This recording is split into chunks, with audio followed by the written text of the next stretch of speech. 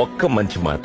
మోసం చేయకుండా మనం ఉండాలండి, కానీ మోసగింపబడకుండా కూడా జాగ్రత్త పడాలి.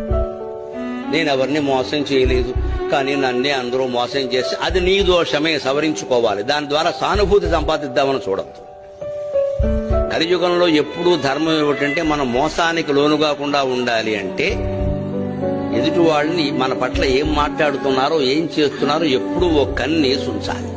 ఎవరిని పూర్తిగా నమ్మొద్దు. నమ్మాను అని చెప్పేవాడిని కూడా సగమే నమ్మొద్దు. ఎవరి యందు ఎలా ఉండాలో అలా ఉండాలి తప్ప అందరికీ ఒకటే సూత్రం కలియుగంలో పనికిరాదు. ఎందుకంటే మానవులందరూ అలా ఉండరు, ఏ యుగంలోనూ ఉండరు, ఇందులో మరీ ఎక్కువ. పైగా ఈ యుగంలో పగలు ఎలా ఉంటారో రాత్రి ఎలా ఉంటారో తెలియదు.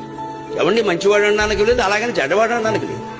లోకమంతా చెడిపోయిందంటే మీరు గమనించండి. ఒక 10 ఏళ్లుగా గుళ్ళల్లో పూజలు పెరిగాయి, తీర్థయాత్రలు పెరిగాయి, పూజలు పెరిగాయి, అన్ని హారతులు పెరిగాయి. ఇలా ప్రవచనాలకు జనం రావడం కూడా విపరీతంగా పెరిగింది. కానీ ధర్మము నీతి పెరిగిందని చెప్పగలరా మీరు?